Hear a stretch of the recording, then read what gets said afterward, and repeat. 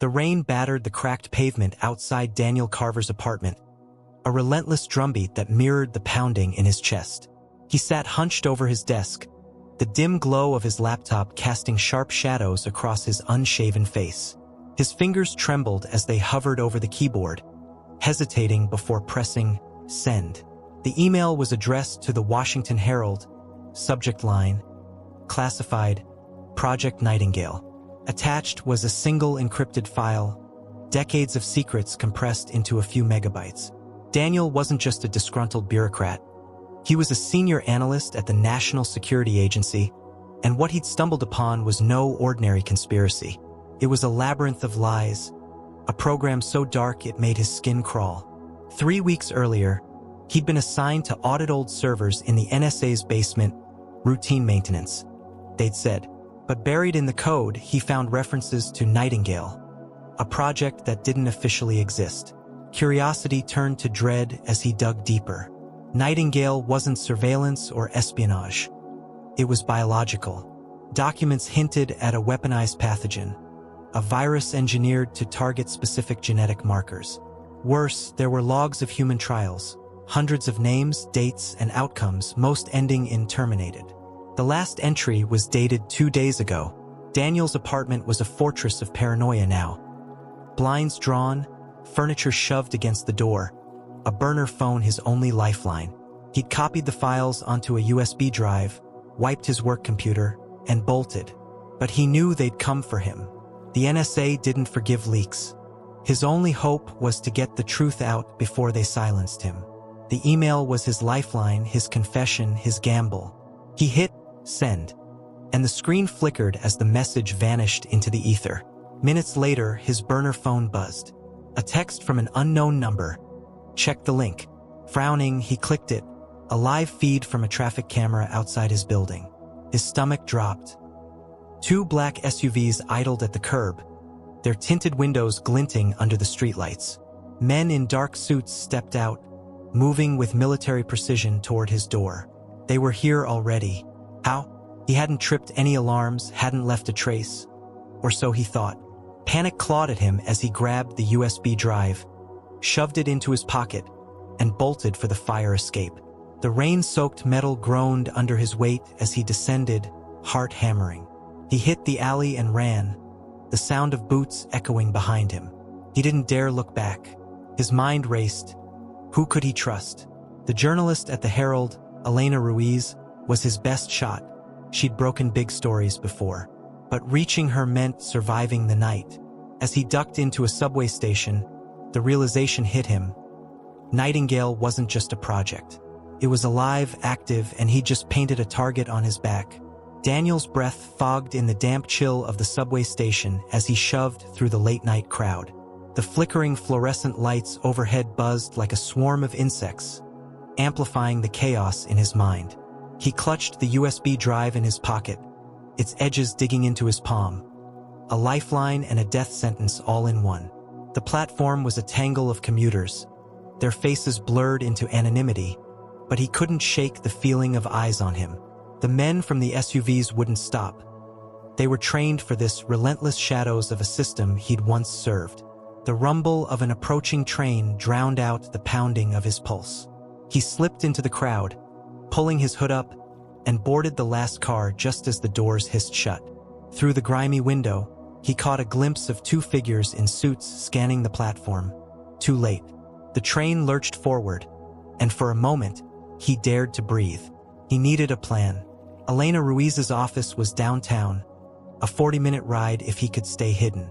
But 40 minutes felt like an eternity when every second tightened the noose. He sank into a seat, scanning the car. A drunk slumped across from him, muttering to himself. A woman with earbuds stared blankly at her phone. A kid in a hoodie sketched in a notebook. Normalcy mocked him. His phone buzzed again, another text. You can't run forever. Return the data and this ends quietly. The number was blocked, but the message was clear. They knew he had the drive. They were tracking him somehow. He yanked the battery from the burner and tossed it under the seat, cursing himself for not doing it sooner.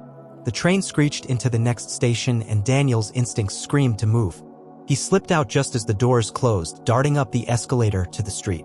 The rain had slowed to a drizzle, slicking the pavement under his sneakers. He needed a payphone, rare as they were, to call Elena without leaving a digital trail. Spotting one across the street, he jogged toward it but froze mid-step. A black sedan rolled slowly past, its driver's face obscured. Coincidence? No chance. He ducked into a diner instead, the bell jangling as he entered. The smell of burnt coffee and grease hit him, grounding him for a fleeting second. He slid into a booth, keeping his head low, and fished a crumpled 10 from his wallet for the waitress. Coffee, he muttered, then used the distraction to slip coins into the booth's ancient phone. Elena's number was burned into his memory from her bylines. It rang twice before her voice cut through, sharp and skeptical. "Who is this?" "Daniel Carver. I sent you an email. Project Nightingale. They're after me."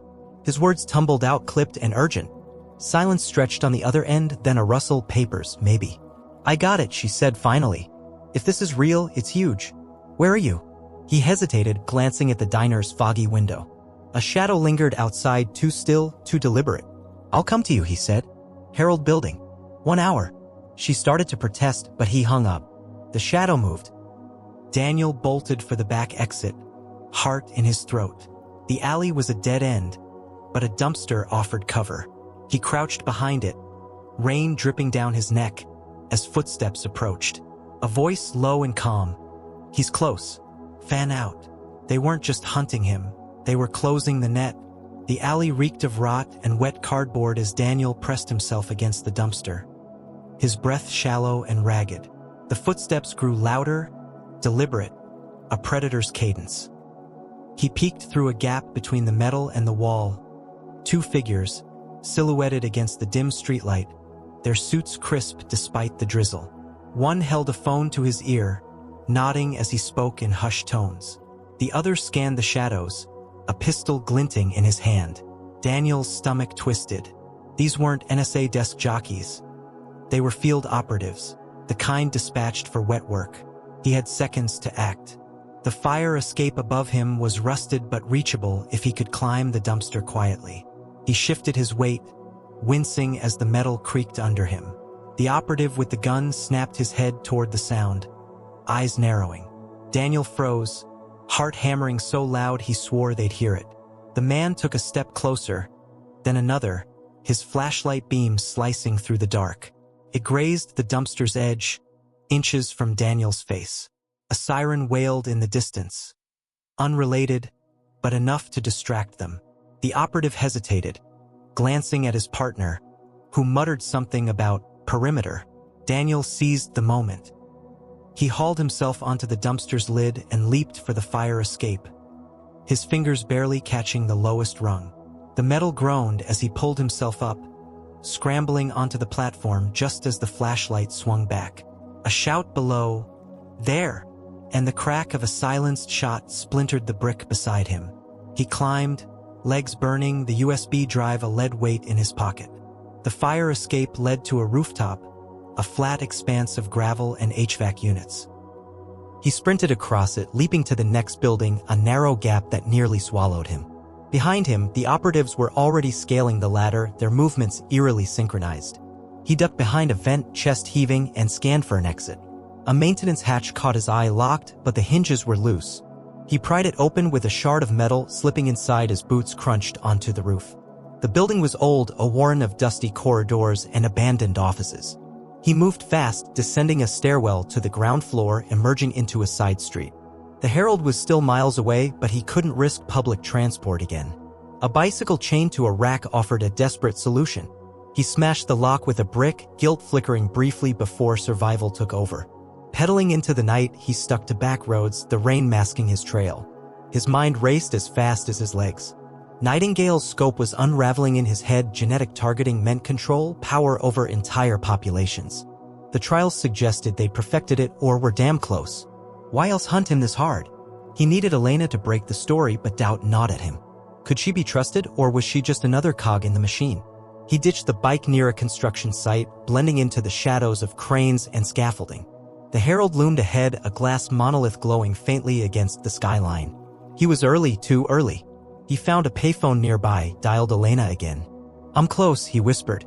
"Meet me in the garage, level B2. Alone." Her voice was tense. "This better be legit, Carver. I'm sticking my neck out. The line went dead. As he slipped into the garage, the silence was suffocating. He hid behind a concrete pillar, watching the entrance. Headlights flared Elena's car, a beat-up sedan. She stepped out, alone, clutching a notepad. Relief flooded him, but it was short-lived. A second set of lights blinked on, and a black SUV rolled in behind her. Daniel's blood ran cold. They'd followed her, or she'd led them. Daniel's breath caught in his throat as the SUV's doors opened, disgorging 3 figures in dark tactical gear. Their movements were silent, predatory, weapons drawn with suppressors glinting in the garage's dim light. Elena froze, her notepad slipping to the concrete with a soft slap. She hadn't seen them yet, her eyes still searching the shadows for him. Daniel pressed himself deeper behind the pillar, mind racing. Had she sold him out, or was she just a pawn? Either way, the trap was closing. Carver. Elena's voice echoed, sharp with impatience. Where are you? The operatives fanned out, one circling toward her car, the others sweeping the perimeter. Daniel's fingers tightened around the USB drive. He couldn't trust her, not now, but he couldn't abandon her either. If she was innocent, she'd die here. If she wasn't, he'd still need answers. He made a split-second decision. Grabbing a loose chunk of concrete, he hurled it across the garage. It clattered against a metal beam, drawing the operative's attention. Elena spun toward the sound, and Daniel darted from his cover, grabbing her arm and pulling her behind a parked van. Quiet, he hissed, clamping a hand over her mouth as she gasped. Her eyes widened, then narrowed, recognition, then fury. What the hell, she started, but he cut her off. They're here for me. Maybe you too. Move. He dragged her toward a service stairwell, her protests muffled as the operative's footsteps closed in. The door clicked shut behind them and they descended, the air growing colder with each step. Who's they? Elena demanded, wrenching her arm free. And why am I a target? Nightingale, Daniel said, voice low. The file I sent you, it's a bioweapon program. They'll kill to keep it buried. She stared at him, skepticism warring with fear. I decrypted it, she admitted. Enough to know it's insane, genetic targeting, human trials. But I didn't tell anyone yet. Her words hung between them. If she hadn't talked, how had they found her so fast? The stairwell ended at a basement utility room, pipes, flickering lights, no exit. Trapped. Daniel cursed under his breath, scanning for anything useful. A rusted wrench lay on a workbench. He grabbed it, a pitiful weapon against trained killers. Elena pulled a recorder from her pocket, hands shaking. If we're dying, I'm getting this on tape. Talk. He didn't have time to argue. Project Nightingale's a kill switch engineered viruses to wipe out specific groups. They've tested it, Elena. People are dead and it's active now. Her recorder clicked on, capturing his ragged words. A thud above the door. They were coming. Daniel shoved a cabinet against the entrance, buying seconds. Elena's face hardened. My source at Langley hinted at something big last week. Said NSA was spooked, purging files. I thought he was paranoid. She paused, then, if they tracked me, it's my phone. She yanked it from her coat, smashing it against the wall. Too late, the door buckled and a gloved hand forced its way through. Daniel swung the wrench as the first operative breached, catching him in the jaw. The man crumpled, but another surged in, tackling Daniel to the ground. Elena screamed, grabbing a pipe and swinging wildly. The chaos was a blur, grunts, metal on flesh, the recorder skittering across the floor. Daniel wrestled free, landing a desperate kick and pulled Elena toward a ventilation shaft. Go, he yelled, boosting her up. She hesitated, then crawled in. He followed, the shaft narrow and suffocating, their pursuers' curses fading behind them. They emerged in an alley, gasping, bloodied but alive. Elena clutched the recorder, miraculously intact. We've got proof, she panted. But they'll never stop. Daniel nodded, the USB drive still in his pocket. Then we don't stop either. Headlights flared at the alley's end. Another SUV. They were surrounded. The headlights pinned Daniel and Elena like prey in a hunter's scope, the SUV's engine growling as it idled at the alley's mouth.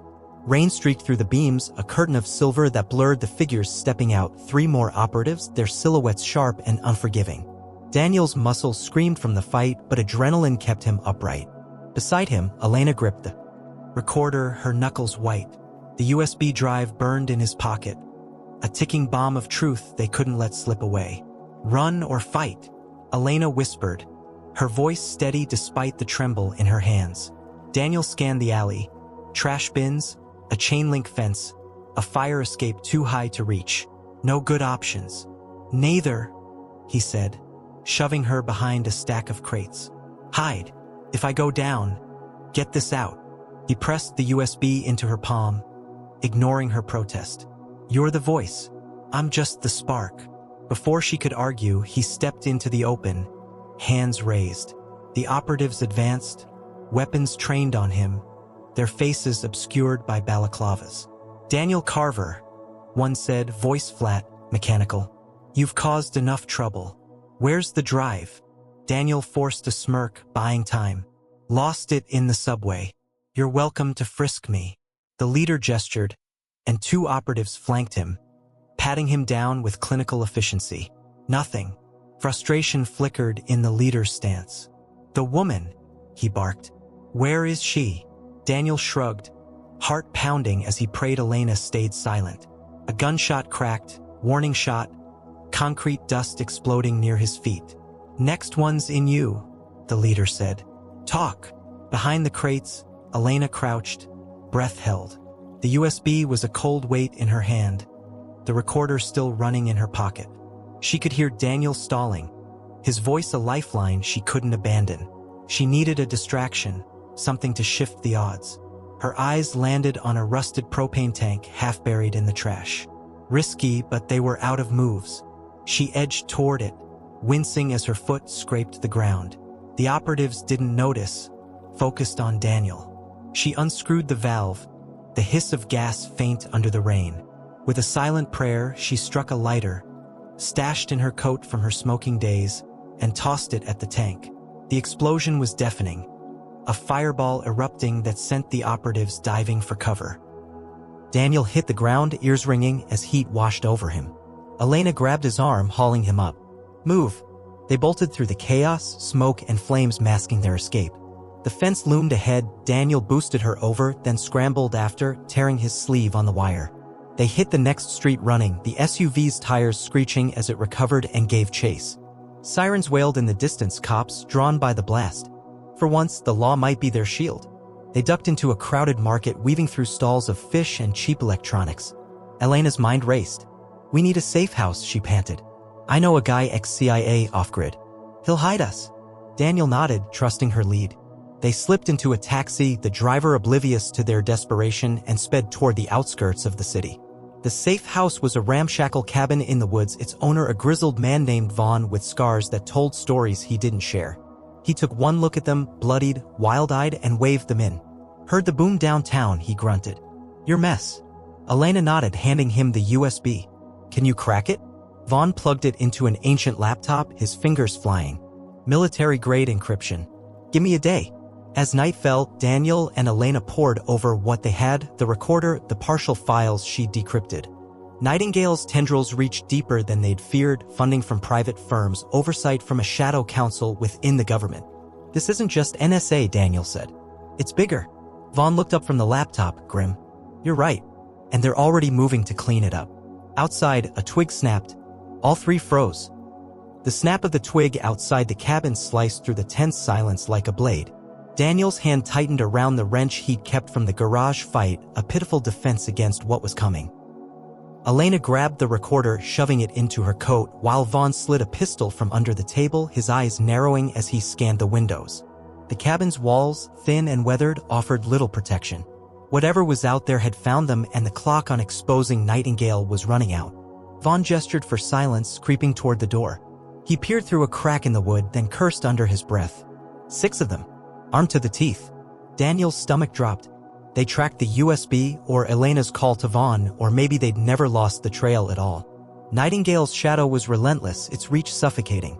"Plan," Elena whispered, her voice steady despite the fear in her eyes. "Fight's not an option," Vaughn said, checking his ammo. 3 bullets, 1 gun.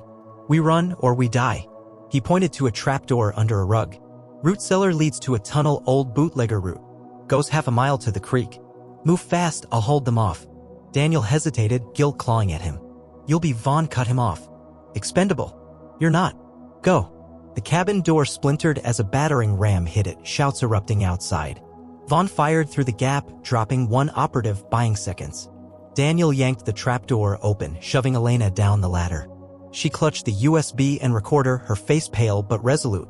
He followed, the dank air of the cellar hitting him as gunfire echoed above. Vaughn's grunts of defiance faded as they crawled into the tunnel, dirt crumbling around them. The passage was tight, roots snagging their clothes, but they pushed forward, driven by desperation. Behind them, the cabin went quiet, too quiet.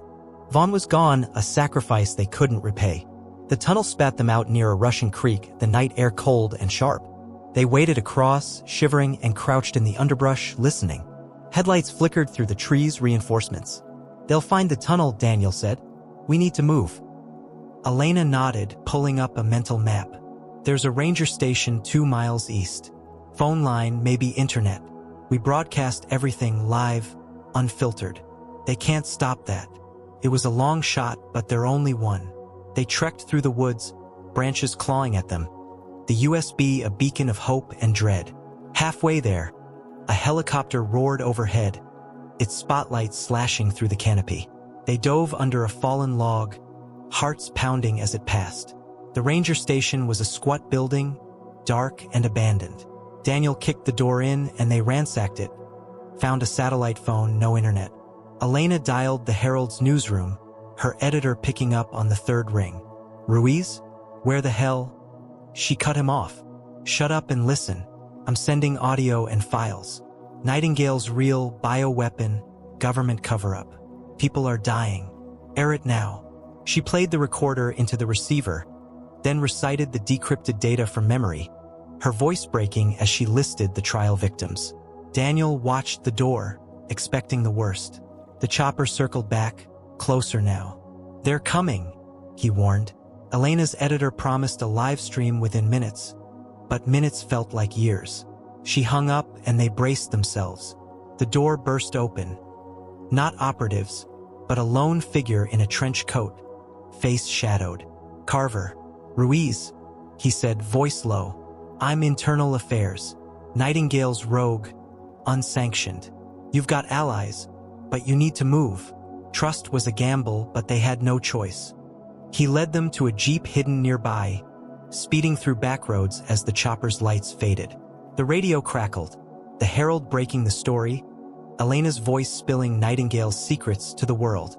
Daniel exhaled, relief warring with exhaustion. It wasn't over, the Shadow Council would retaliate, and the pathogen was still out there. But the truth was free, a crack in the machine. As dawn broke, the jeep vanished into the horizon, carrying 2 fugitives and a fragile hope.